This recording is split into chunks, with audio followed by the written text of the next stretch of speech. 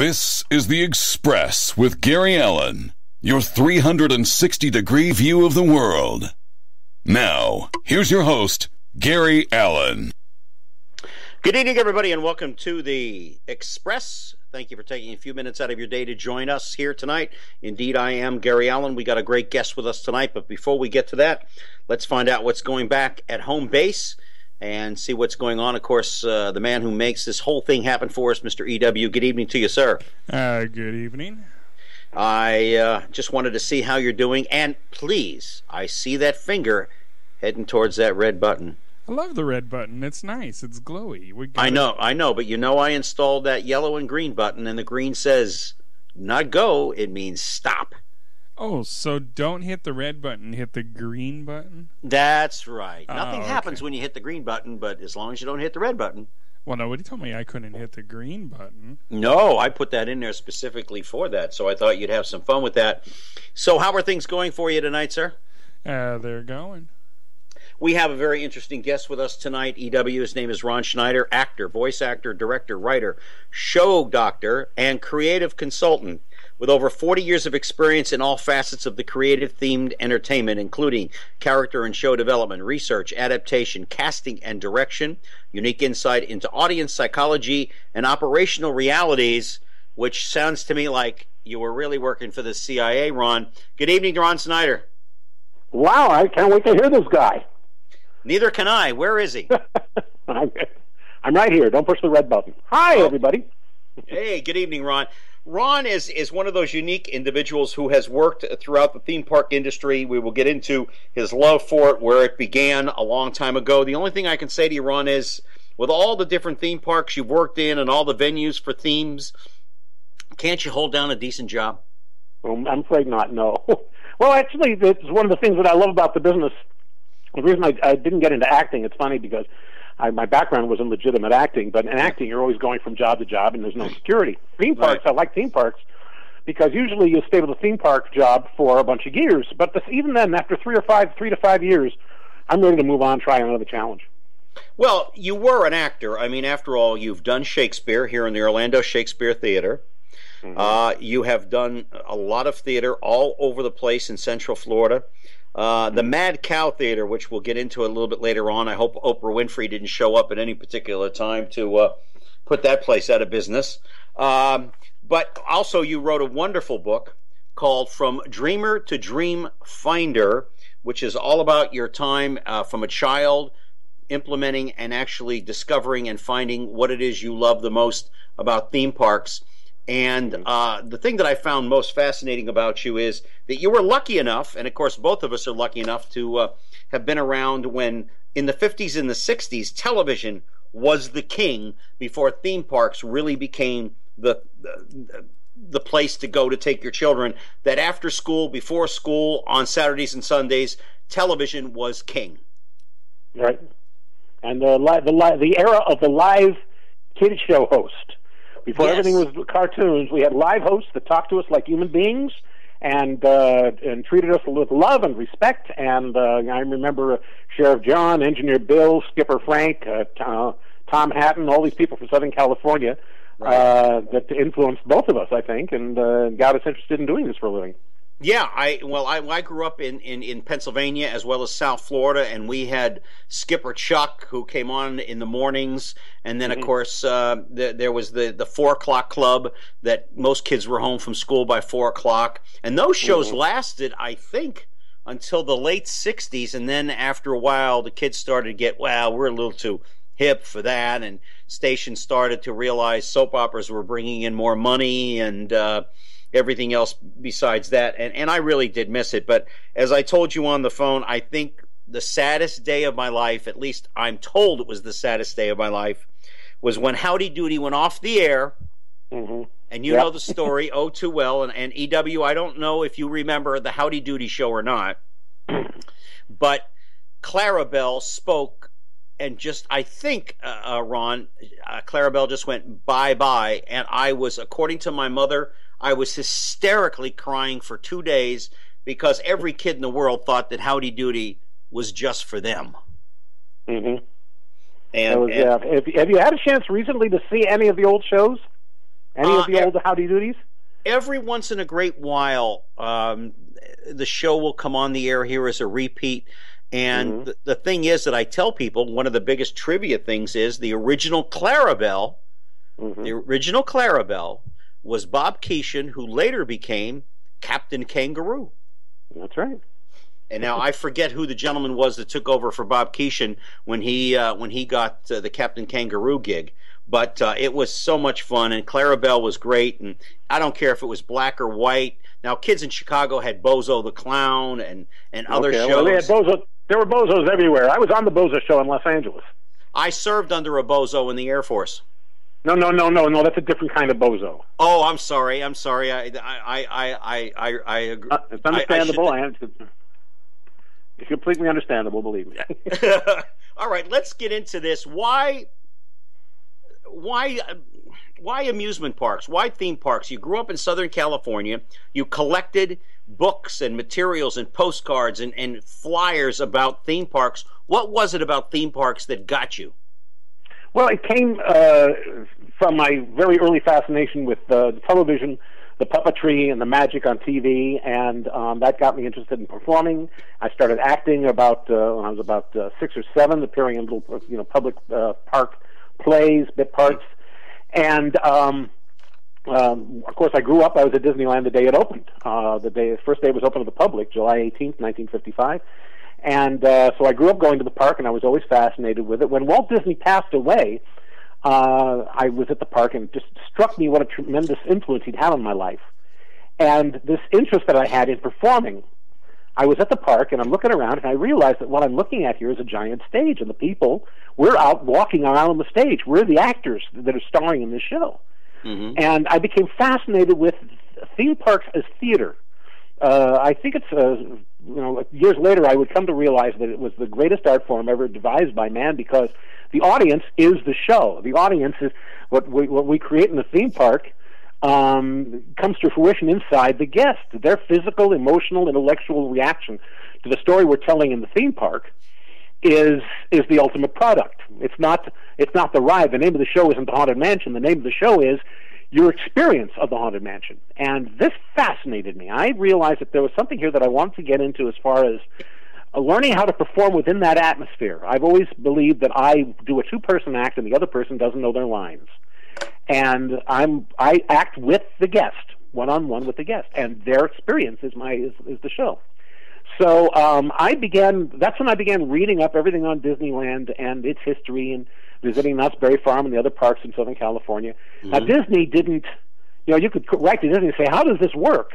And all they would do is send you stuff saying, it's full of magic and it's wonderful and come on down. And there was nobody was writing a sociological or a serious study of how this thing works.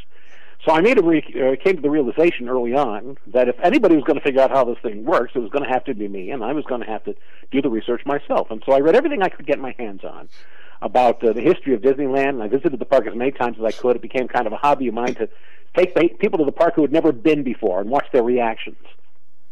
Let me ask you something, Ron. Ron, yeah. Let me ask you before you go on.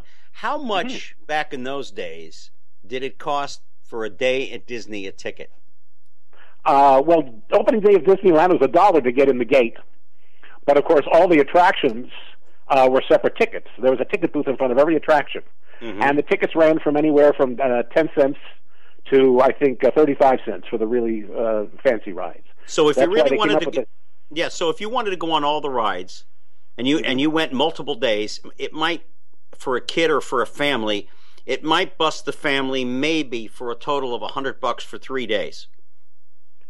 If that. Yeah, food was extremely inexpensive. Yeah. Walt did not want to make a profit on the food. His whole philosophy was that if we give them good food, they'll stay around and spend more money. And then through the years, I remember when tickets were $9 to get in. That was a ticket that got you on every ride. I remember when tickets were $12, and I remember now they've gone up to $95 to get in the door. Yeah. No, absolutely. That's the reason I brought it up. And every theme park seems to be following. As soon as one raises their prices, the other one raises their prices. Anyway, I interrupted your story. Continue on. Well, So I made a study. I started making a study. I started collecting material on how the parks worked, and I started visiting the shows and everything like this, and realized the way for me to get in there and really understand it was to work there. When I was 18, I got my first job in a theme park. I worked wardrobe issue at Disneyland for the Christmas parade in 1970. A new theme park opened just north of Los Angeles called Magic Mountain in 1971. I was on their opening crew. And from there I went on to work at Universal, Disneyland, EPCOT, Walt Disney World, Magic Kingdom, Universal on both coasts, lots of themed dinner shows, all the time studying the way that this particular form of storytelling had its effect on an audience and how to create better shows, more effective shows, tell more entertaining shows.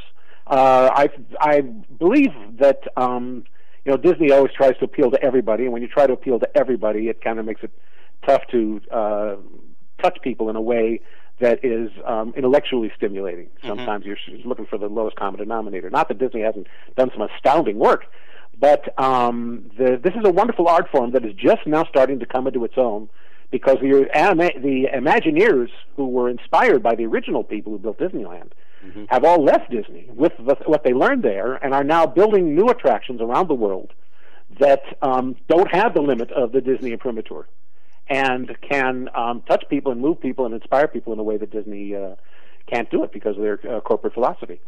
They say that Walt Disney himself, even though he was a grown man, he was like a lot of the Imagineers that he had working for him, not only in the parks but in the studios where they did the cartoons, that Walt was kind of a child himself. And I think that I don't know if you agree with that or not, but I think you have to maintain a certain degree of childlike qualities in order to produce the sort of theme parks, cartoons, etc. that he did. And I think he kind of looked at life somewhat through rose-colored glasses. Is that a fair assessment? I had to come to grips with this a couple of years ago, and said, determining what was my opinion of Walt Disney. Everybody just labels him a genius and kind of leaves it at that. But after everything that I've read and all the books and all the experiences I've had with people who've known him and worked with him, what I personally believe is that Walt was a very savvy Midwestern businessman whose philosophy was that whenever he looked at anything, he wanted to know how to make it better.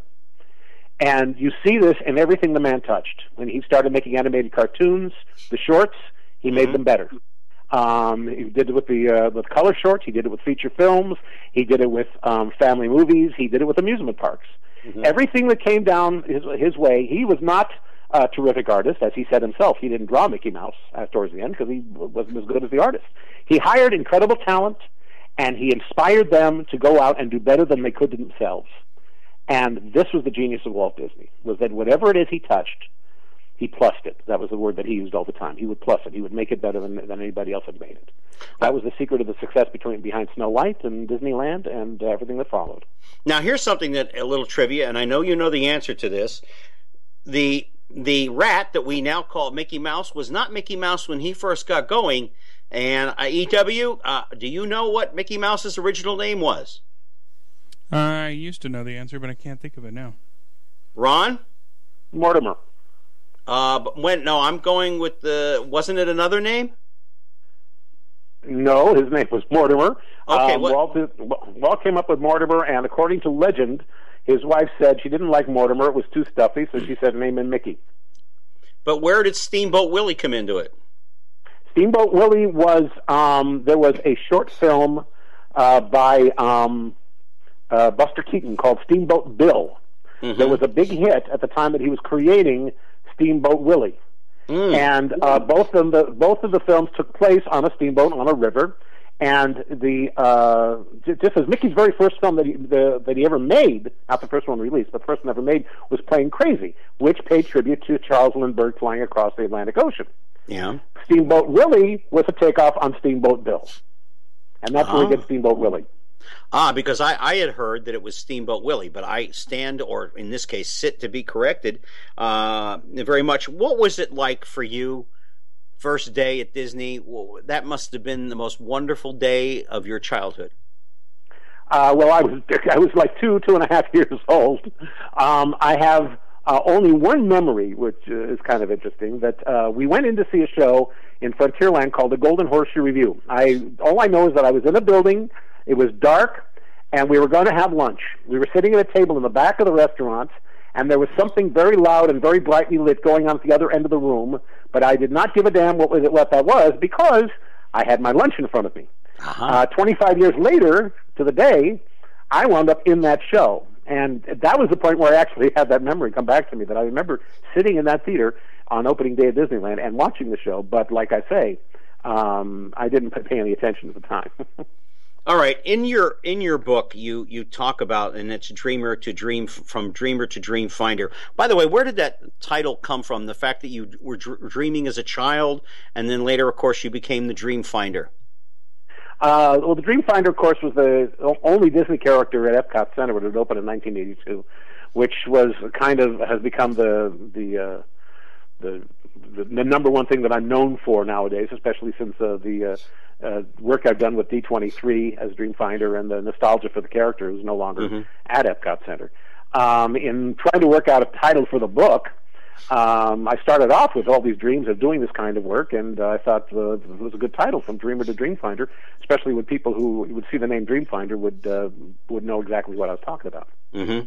Oh, well, that makes sense. In your book, you talk about some of the people who thought that the Disney, the next generation technology, was going to be detrimental to the youth. But it's been proven that a lot of the technology, as far as I'm going to say it right, the anatomics, audio animatronics have benefited mankind in general. A lot of the other technology that's used at the theme parks are used elsewhere throughout the world. Very much like the space program, a lot of innovation has come from it. What do you think they were afraid of? Just the newness of it, and how we don't want to be dealing with it like even today with something new. We're kind of afraid of it a little bit. Well, respectfully, Gary, I think you've got it backwards. Walt Disney took the technology that was in the space program and made birds sing in the Enchanted Tiki Room. He took the digital work and put it to work to make the Enchanted Tiki Room. He took the work that was being done in the real world on prosthetic limbs, and in the last 10, 12 years, Disney has applied that to making the audio animatrons more lifelike.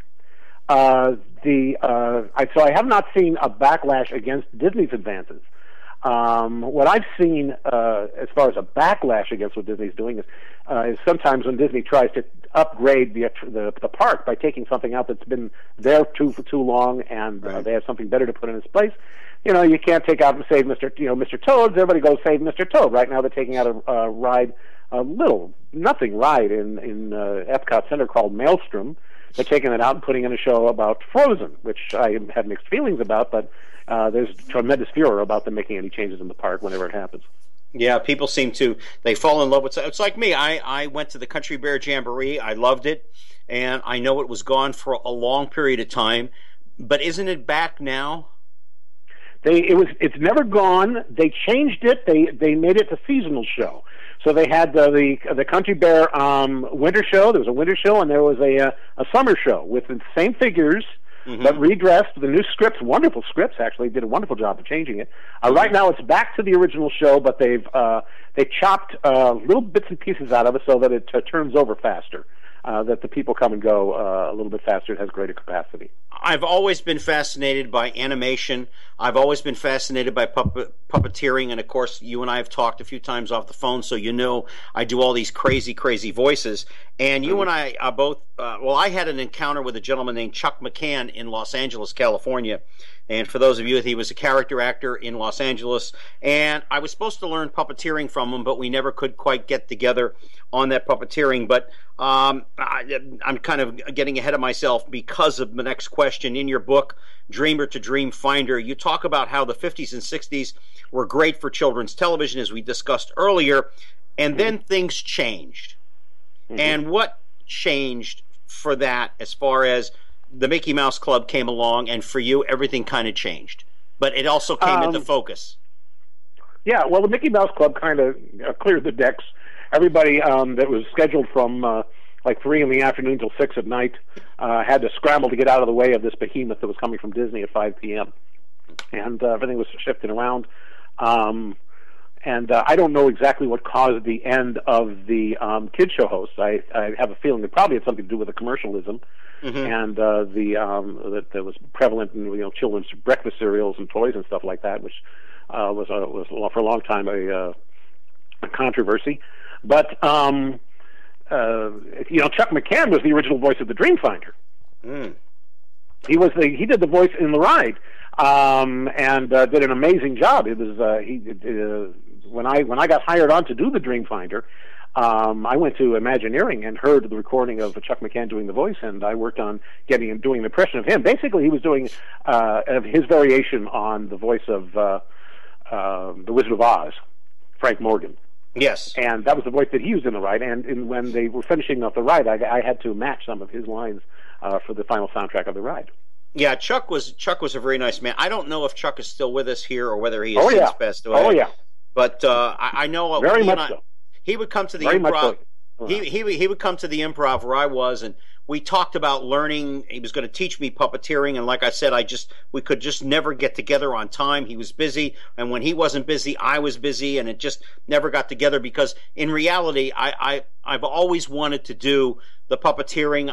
I've met just about all the people at Henson Productions. Of course, they were on La Brea, on La Brea for many, many years, the old Charlie Chaplin Studios.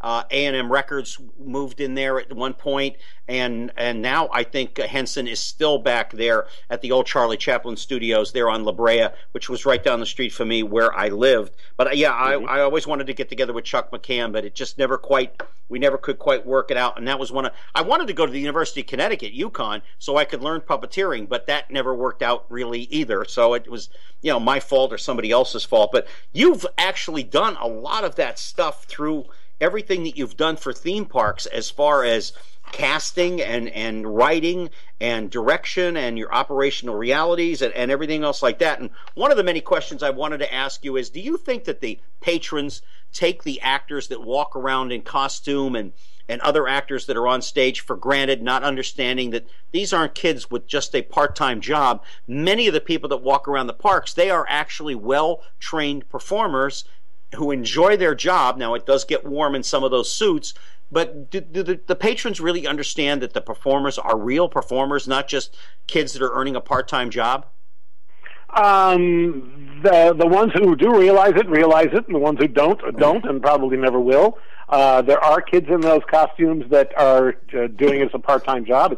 It's very tough, especially back in the early days of Disneyland. It was very tough to get a full-time job as a Disney character, because the people who did it were very dedicated and very professional and stuck with it. But with the expansion of the programs at Walt Disney World now, you've got 4 parks that you're stocking with characters and all the hotels, and so there's a lot more bodies out there that are, as we say, assisting the characters. Where did the idea of referring to all the employees as cast members, did that originate with Walt, or has that come along since? That came from before Disneyland opened. Walt was, when Walt was preparing Disneyland, he went around and he visited all the different carnivals and amusement parks across America. And he did not like the people that he met working at the park. They were basically rude, and some of them were drinking, some of them were smoking. Walt did not want that kind of treatment of his guests. So he hired a fellow by the name of Walker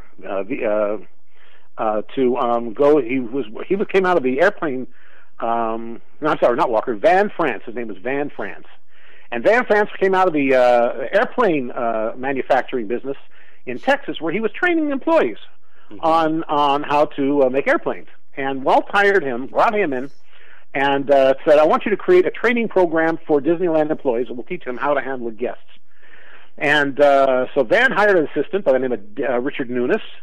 And the two of them holed up in one of the houses that was on the old Disneyland property. And they came up with the very first training program for Disneyland, which was called You're on Stage at Disneyland, which was a way of communicating to the employees that they were coming in that you're not just over here to operate the rides. You are playing a role on a stage. You're telling a story. And one of the ways of communicating that, of course, is nomenclature. And so they decided we're going to call all the employees cast members, and we're going to call all the audience members guests, because they're our guests. And that gives you a feeling of, this is how we're going to be treating these people. We're going to be treating them as guests. We are cast members telling a story. We're not wearing a costume. We're not wearing a uniform. I'm wearing a costume. And this helped communicate in a very basic sense what Walt wanted from the characters. That stuck with the company from 1955 to right now. And Dick Nunes, who was Van France's assistant, went on to become the president of Walt Disney Attractions all around the country and stayed in it until Michael Eisner came in. Mm-hmm. Who was Katie Marie in your book? I know you have a dedication to her. Who was she? Katie Marie is my daughter. Katie Marie is my beautiful daughter. She's in California. I wish I could say I have one of those. I have a little four-legged animal called Princess, who's like my daughter, who I really think is my mother reincarnated. I'll tell you the truth, because I'm getting a lot of payback. One question that one of my friends wanted me to ask you: are there spies in the industry? In other words, are there people that work at Disney that are really spying for SeaWorld or Universal or for God knows who? Or is what everybody's doing just kind of known? There is everybody. There are people who work for Imagineering whose sole job is to travel the world and look at new technologies and see new shows and take down what's going on in the rest of the world. They're not spying. They're doing research. They're seeing what's out there, what they can use. Right. Well, when I was working for Universal Studios, Universal Studios Florida, before we opened the Universal Studios Florida Park, a friend of mine spent a long time just hanging out at Disney MGM Studios, taking notes on everything they were doing, because we were going to open another park down the block, and we wanted to one-up them. So there's a lot of information now. Secrecy is very, very important in the industry. Very, very important in a way it must. Walt Disney I used to love the shows on Sunday nights when Walt would take us behind the scenes to show us what he was building for Disneyland, and he would proudly show off his sketches. Walt had a thing that he would always tell you what he was working on. And he would watch you. He would watch the reaction in your face as he told the story. He was a wonderful storyteller. Oh yeah. And he would watch to see when he would tell you something, what would your reaction to it be? And that would figure into how he might change his plans. Nowadays, talk to somebody from Imagineering, and boy, you won't get the time of day from them. They're very, very, very tight-lipped about what's coming down the pike. And even when something opens, all they'll really tell you is, well, we just wanted to make this as good as possible. Now, the flip side of that, of course, is the online community. Is because online now, whereas nobody was talking about this stuff back in the 60s when you and I were a kid, now online, you can find out just about anything you want to find out about Disney and Universal behind the scenes by going online. Yeah, because, every once in a while when something's being done at Universal Studios or at Disney, here with one of our local television stations, or all of them for that matter, but I only really watch one local, they always fly a helicopter over. Oh, no, we got a sneak peek of what's going on over at Harry Potter's new village, or whatever the case may be, and I always get a tremendous kick out of that. But I want to talk about some of the chapters in your book, and I just highlighted some of a few of the chapters. One of them was Universal Studios Celebrity Lookalikes from 90 to 91. You were doing that. Now, I've done the Jay Leno thing for a number of years in Las Vegas and throughout the world. What was that like, putting all that stuff together? Because I know what it can be like when I see shows being put together. It can be a real Excedrin headache, number 59. The Celebrity Lookalikes at Universal was a wonderful opportunity that just kind of fell in my lap. I had worked with a couple of people years before, and on a dinner show, and I had shared with them my enthusiasm for the classic comedies and W. Fields and Laurel and Hardy, and they remembered me when they were later hired for Universal Studios Florida, and they were looking for someone to manage the lookalikes. And they brought me in. They had lookalikes at Universal Studios Hollywood for many years, but they had never done anything. All they did was just walk around and sign autographs. And in fact, when they signed autographs, they signed their own real name. So it would say Joe Blow as Charlie Chaplin. But they didn't want to do that out here. They wanted to do something more. And so they had me come in and do a little consulting work saying, what would you do with the characters? And I was just kind of thrown to the wolves with it. The Universal Studios, when we opened, didn't really have much of an entertainment division as such. The operations people didn't feel we needed one. And so it was we were kind of left to our own devices. And the people who were running entertainment said, Schneider, you handle this. So they had some people already hired. I hired some other people in, and basically my philosophy was going in that instead of trying to recreate the characters, trying to parrot what they'd done in films, to try to make them live today. When you meet the Marx Brothers, instead of trying to have recreate something from the movie, in which case you're going to come off looking second best, how would the Marx Brothers use and abuse somebody they meet today? And how would Laurel and Hardy impact the guests that they're meeting today? And I was very lucky. I had an incredible array of talent, wonderful people. I hired them in and I said to them, "Look, guys, I've got you some scripts here that I've done. I'm going to make this. I'm going to make this real easy on you. I just want to be a fan. I'll work with you on the characters, but I want you to go out there and make these characters live." And they did it. They went and ran, and most of the really brilliant stuff they did out there was stuff that they came up with on their own, based on their own studies of the character and our love for what we were inspired by. Yeah, when I got started in the lookalike business, I found that a lot of the performers, such as myself, we took it very seriously. We did the research on, in my case, I knew Jay Leno since I was like 7 or 8 years old anyway, but I really noted that a lot of the performers take it very seriously. They do the research. They try to work it in. They add their own little bit of a personality behind it, because no matter who you're portraying, there's always a little bit of Gary coming out in the Jay Leno. There's always a little bit of so-and-so as the Frank Sinatra, and to have it work. And it works very, very well. I forget the gentleman's name. Billy, he does a Charlie Chaplin over here at Universal Studios. Billy Scadlock. I'll tell you something.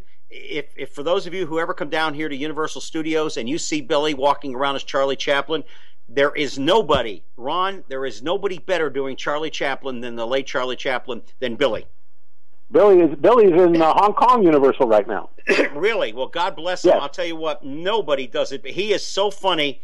I would literally be doing in Las Vegas, I would be doing something as Jay Leno for one of the shows or something, and if Billy was around or in town, he'd come dressed as Charlie Chaplin. He'd get in the front row, and while I'm performing, he'd just improv, come up on stage, and I'd look and I'd say, "Good evening, Charlie. It's nice to see you here." And he'd tip his hat and he'd do the whole thing.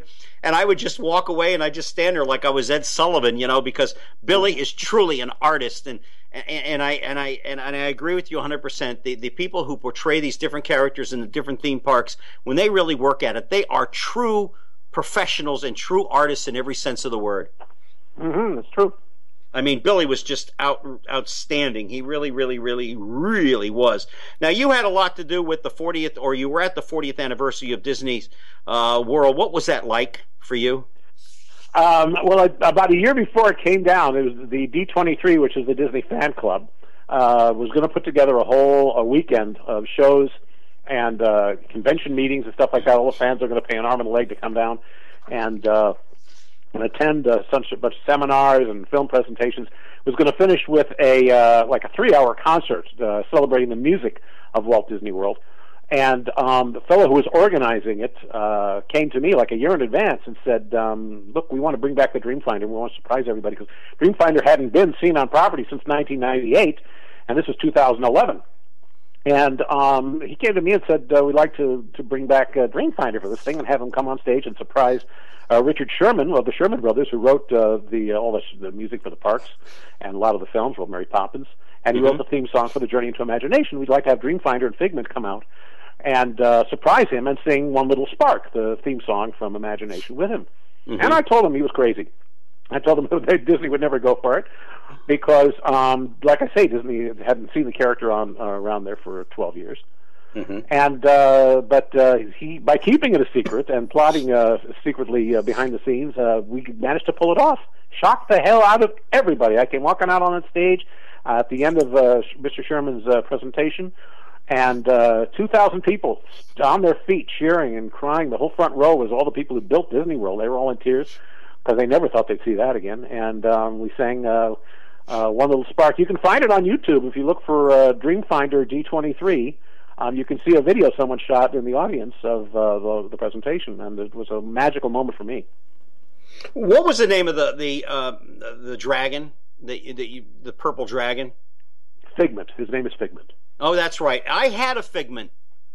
Somebody came back. I don't know if it was one of my sisters or a friend, because I've always, as I said earlier, into animated stuff, and I had a Figment, and I don't know what happened to it. I think my mother eventually threw it away when I got a little bit older. But boy, I'll tell you, I loved it. I loved all that stuff. The only thing at Disney that I didn't like, because man, I couldn't get this stupid song out of my brain, was "It's a Small World." I just, oh man, that gave me a headache and a half for days. You're the first person I've ever heard say that.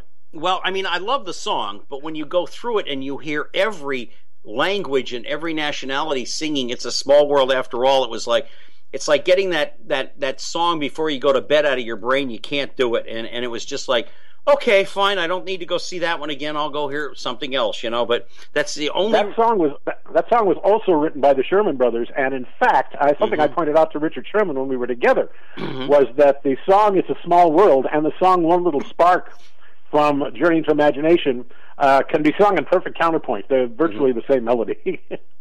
Okay. What were your inspirations growing up? I mean, who were your heroes?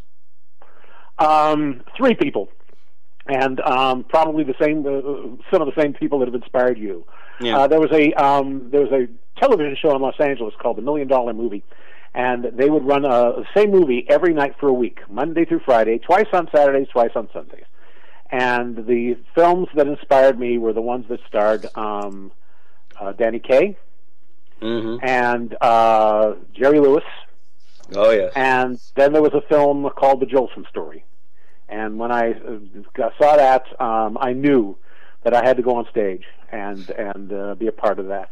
So those three guys were my big influence going in. And then when I was 1970, I visited Disneyland when I was 18, saw the Golden Horseshoe Review. There was a fellow there by the name of Wally Bogue who was doing the comic at the Golden Horseshoe Review. By that time, he'd been doing it for 15 years. And he kind of became my hero, as he was for many other people. 10 years later, I wound up understudying Wally Bogue at the Golden Horseshoe. What did you ever think back, when you look back on your childhood living in Southern California, that your unique abilities would take you as far as you've come? No, not a chance. However, when I was about 15 or 16, a book came out called I can't remember the name of it now, but it was by well, there was a quote in it. Okay, it was called Illusions. It was by Richard Bach, and the quote in it was, "We are never given a dream without also being given the power to make it come true. You may have to work for it, though." And I read that when I was about 15, and I read that and I started to weep, because it was like the universe was saying to me, you can do this. Whatever it is that you want to do with your life, you can do this. So that was when I was 15, and a few years later I started working at Disneyland. I started getting all these dream jobs, one after another, all from 1970 to 1980. In 1980 I got my dream job at the Golden Horseshoe Review, and every job that I had since then was an expansion, a further step of that dream. Again, all the time, more and more exciting, more and more creatively challenging, and I learned more and more over the course of the 40 years that I was in the field. If you could take one day, 1 month, 1 year from your past and relive it again, what would it be? Wonderful question. Probably it would be April 15th, 1980. I wasn't working that day, but that was the day that I got a phone call from Universal Studios at 10 o'clock in the morning telling me they wanted me to come and talk to them about a creative project. And 15 minutes later, I got another call from Disneyland telling me to come in the next day and start learning the Golden Horseshoe Review. That was the happiest day of my life at that point. But I've had so many high points. I mean, I could also say the first day I did the Golden Horseshoe, or the first day that I trained with Wally Bogue. It could be the 40th anniversary of EPCOT, of Walt Disney World. I've been very, very, very blessed like that. Yeah, I figured you probably had more than one, but I usually try to let people pick one or two or something like that. Here's a question that I told you I was going to ask, only because, where we live. If Walt Disney came back today and took a look around at, well, the expansion and everything, of course, has been wonderful, but what would he say? What would he think with what's been going on beyond the parks, the network, etc. I mean, there's such a vast monopoly. Would he think the same as I do, that it's no longer what he created, it's now a machine? Well, nobody could ever second guess Walt, first of all. Mm-hmm. Second of all, I want to quote. There's a wonderful book called Waking Walt. It's a wonderful fictional account of what happens when they thaw Walt Disney out. And in the book, the first words out of his mouth after he wakes up was, "What did they do to EPCOT?" I think that Walt would be terribly impressed with most of what's been done. I think the one thing that he would object to is one major thing that I object to, and that is that every queue line has 4 lines now. In front of every attraction, there's a line to get fast passes, there's a line to use the fast pass, there's a single rider's line, and then there's a regular queue line. And so the whole thing has become, as big a guest at the park, has become as big a job for the guest as it is for the people who are designing the rides, and I think Walt would be happy with that. Right.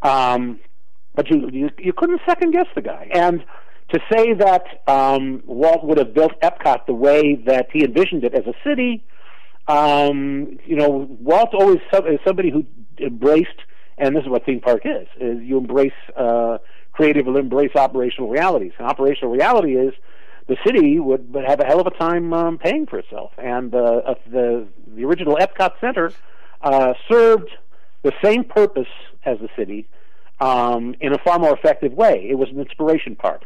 It has changed since then. It has become more of a polyglot. But the original park that had no Mickey Mouse in it was focused on inspiring people, enlightening people, and showing them the wonders of the world around them and their place in that. I think he would have loved that a lot better than perhaps what it's turned into. At the same time, I think there's a lot of wonderful things at EPCOT that serve the same purpose to a certain extent. And there's a lot of things which I think may have been a mistake. We're going to change gears here a little bit, and for those of you that want to find out more about theme parks and what goes on, you can get a hold of Ron's book, From Dreamer to Dreamfinder. Where can they find it, Ron? It's on Amazon. It's on BG Books. It's on Goodreads. There is a digital version that you can get on Amazon for a pittance. There's an audio version where I talk for 9 hours, if you're not already sick of me, that you can find on Amazon. Also, you can go to bambooforestpublishing.com. That's my publisher, and if you go to that site, you can order a personally autographed copy of the book, which I will sign and send to you. But then I do signings occasionally around Orlando. But basically, Amazon.com is the place to pick it up, and you'll find it there. It's got a beautiful cover on it with you and Figment, and I think it's really fantastic. I want to change gears here a little bit and get into the other part of your life, which there are so many different facets to your life, but I want to talk about your acting background. Of course, Ron and I share a very mutual friend, Miss Vicki Rossman, and Ron, of course, is I guess you were in her comedy class. I think that's where she talked about it. But I want to talk about the fact you went from what you went to, where you also played in Shakespeare, which is like going from Mars to the Earth. You know, I mean, it's totally two different worlds. And you were in Henry VIII, The Tempest, The Taming of the Shrew, which is the story of my marriage, Two Gentlemen from Verona, and The Midsummer Night's Dream. Talk to me about the job skills and the skill sets it takes to not only do what you did in the theme parks, but then transforming that into what you did in Shakespeare, because I know well-trained actors who don't do Shakespeare, and because they're deathly afraid of it. Well, I was deathly afraid of it, too. The LA County school system is a terrible place to learn about Shakespeare because they want you to read it. And Shakespeare should not be read, it should be performed. It's poetry. And it wasn't until I was in college, and I had a wonderful teacher, Sandy Robbins, who came in one day to our speech class and said, "Everybody go outside." He took us outside, sat us underneath this big eucalyptus tree, and started to read Shakespeare to us. And for the first time in my life, I went, "Oh my God, it's poetry. It's not dialogue, it's poetry."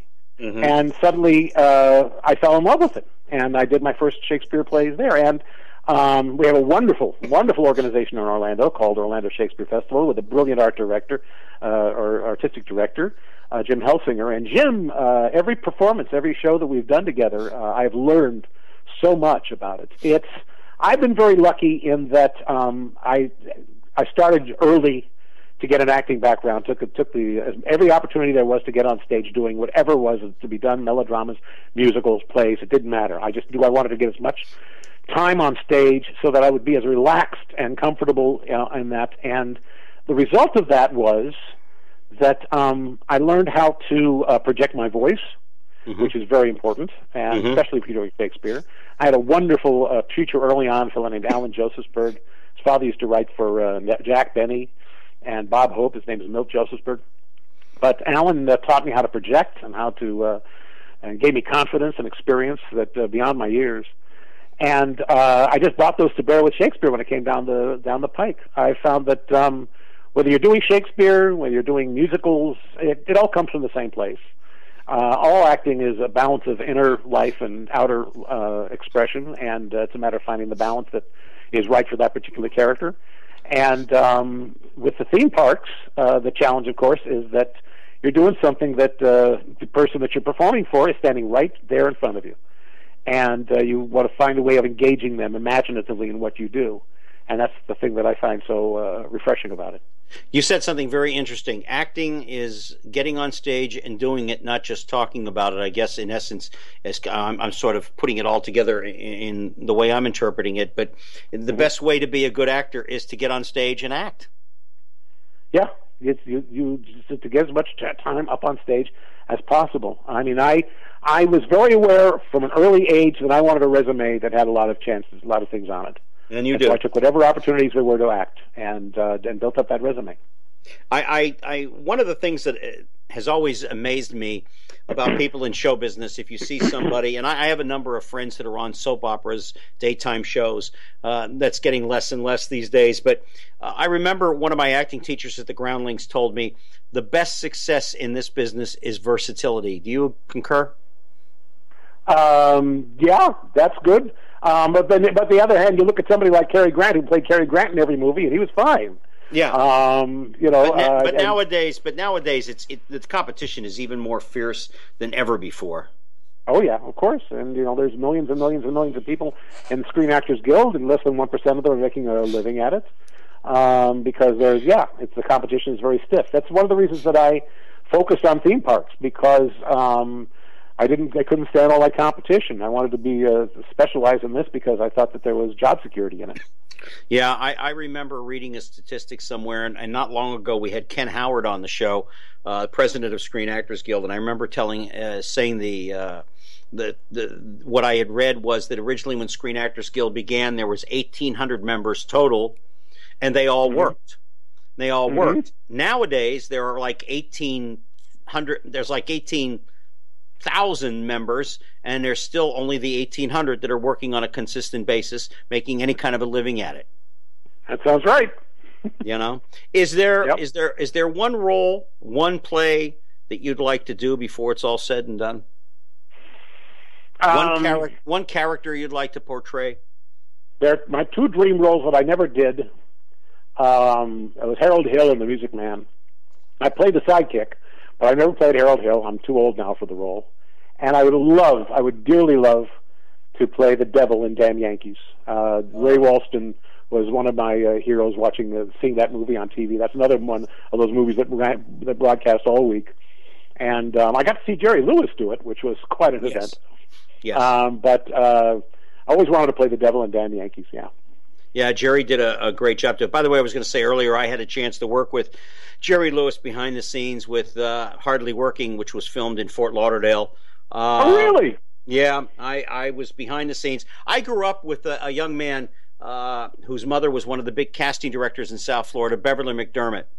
And she used to get Rick and I in as extras, 5 and under stuff all over South Florida during the summers if there was a movie or something being done. Even during the weekends when the Tony Rome movies were being made and she had something to do with them, we'd go and meet Frank. And of course I met Frank, Sammy, and Dean because of my uncle being in show business too. But I got to meet Jerry Lewis, and I also got to see him in Las Vegas because a buddy of mine was part of the band for the telethon. He was maniacal. I mean, he was just, sometimes he was completely out of control and maniacal, but he was a genius. A lot of the stuff that he created with editing and with camera shots and everything, they are still done today, and he was really unique with that. He really, really, really was a genius to a certain extent. But but that was then, and I guess now is a little bit different story. What's the best advice you ever got, and the best advice you ever gave to an actor? Wow. Best advice I ever got was shut up. Because I used to be always with the smart remarks, and I still am to a certain extent, but at the same time, I realized early on, I read a wonderful book called How to Be a Smartass, and I realized that that's basically what I've done for 40 years, is I listen to people carefully what they say, and then I come up with a smart remark to answer it, and I've made a career out of that. The best advice I ever gave anybody else was stay. If you want to have someplace that you want to do, if you have a dream that you want to fulfill, the way to start is to stay where you are and do the best work possible. And my life has been proof of that. I wanted to work. I was working at Six Flags Magic Mountain doing the medicine pitch, doing a medicine pitch on the streets of a little crafts village at Magic Mountain. I was there for 4 years. And the whole time, I wanted to be doing that same kind of work at Disneyland at the Golden Horseshoe Review. That was my dream job. And for 4 years, I was at Magic Mountain, working at Magic Mountain, and wanted to be at Disneyland. In 1980, they were looking for a comic to come in and do the Golden Horseshoe Review at Disneyland for the evening shows for the 25th anniversary summer.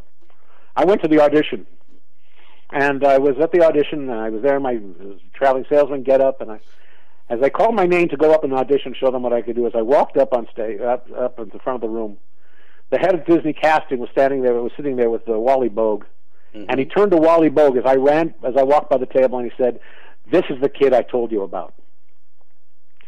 That 4 years of staying in one place and doing the best job I could is what got me that job, and that all worked for me. People always want to go straight to getting the dream job. Disney, I always tell people, Disney doesn't hire Imagineers. Doesn't train Imagineers. They hire people who already are Imagineers. So if you want to be an Imagineer, you want to be a Dreamfinder, go someplace else and be a Dreamfinder. And then when Disney's looking for someone to fill a hole, you'll be the guy already equipped, already qualified to do it. What about job skills with what you have done? When you look back, do you think, I have really accomplished a lot, and I didn't think I really had it in me there for a while? Well, I was always biting off more than I had ever chewed before. I was always expanding. With each role, I was always facing new challenges. But since I had a basic understanding of the process of themed entertainment, a basic idea of where I wanted to go, even if I didn't know exactly how to get there, I would make choices that would carry me forward. A perfect example of this was at the same time I was hired at Disneyland to do the Golden Horseshoe, I was hired at Universal Studios as creative manager for a theme restaurant, and they wanted crazy characters on the floor to do comedy. And I had done a little bit of writing, not very much, but I was working for a guy who was a real big stickler and didn't want anything on that floor that he didn't have absolute control about. And so I had to learn to adapt my writing style to suit him. And so I wrote a huge book of comedy, which he then took and cut out half of it. But I was always adapting to deal with what my operational reality was. That executive was my operational reality. I knew that hiring good people like I had and turning them loose was the way to go. And eventually that's exactly what happened. And it turned out I was right. So adaptation, go with the flow, leave your ego at the door is also good traits to take with you? Oh, in anything in life, yeah. What changes would you make to theme parks? You know, if there's one thing you could change about theme parks, what would it be? Wow. It's already happening. The evolution is already going on. It's very slow, but it's been going on since 1955. I mean, if you look at the shows and the characters and the costumes and the technologies and the storylines of the rides from the 50s and the 60s and the 70s, they've always evolved, and they continue to evolve. You couldn't possibly do what Disney's doing, or what Universal's doing with Harry Potter even 10 years ago. They will continue to evolve. The only thing that I would change is I would like, and this is something that I'm thinking about getting into, is teaching about theme parks as an art form, something that is outside of Disney, outside of Universal, something that exists independently of the industry, that it is an art form. And the more people that understand that, the more exciting and challenging things that will be done. There are wonderful shows, Sleep No More in New York, and down the rabbit hole, there are all these wonderful shows right now that are pushing the envelope of interactive theater. And when you combine that with the budgets and the technologies of the major theme parks, you're going to see some astounding things in the next few decades. This is an art form that is just now starting to come into its own because of the people of our generation who fall in love with it and are now the people who are in charge of the parks. What's next for you? I don't know. You got any ideas? I'm doing right now. I'm auditioning for plays. I'm doing voiceovers, and I'm thinking of putting together a syllabus and seeing if I can get a job someplace teaching this as an art form. There's a wonderful fella in England as a kid who his name is Dave, and David is just now getting his PhD in theme park design. He's never worked in a theme park in his life. He did a internship at Disney Imagineering, but he is writing the textbook of the future for this industry. He is creating something that is completely artistically driven, and I think that he is the future. His name is David Younger, and I think he's the future of this industry, and I want to work with him. I want to work for him, but I want to take what he's coming up with and see if I can help pass that on to the next generation of people who are as fascinated with this as I was. Ron Schneider, I want to thank you so much for taking the time out of your day to be with us tonight on The Express. You can find him at Dreamfinder at yahoo.com. He's an actor, voiceover actor, director, writer, show director, doctor, creative consultant. He is a man for all seasons, and I just want to thank you from the bottom of my heart for taking the time out of your day to join us here on The Express. I'm going to have you back because we have just began to touch the surface of everything that you've accomplished in your life. And I thank you so very much sharing your wisdom with all of us here on The Express. Gary, it's been my pleasure. Thanks for inviting me. All right. God bless you, sir. You too. And that pretty much wraps up The Express for this week, folks. And I want to thank you so much for taking the time out of your day. EW, thank you so very, very much. And as I say every week, thank you for joining us. And in between then and now, between now and next week, please take care of yourselves, take care of each other. Good night. And thank you for being with us. You've been listening to The Express with Gary Allen. Join us here every Tuesday night at 10 for more captivating talk with Gary Allen. See you next time on The Express.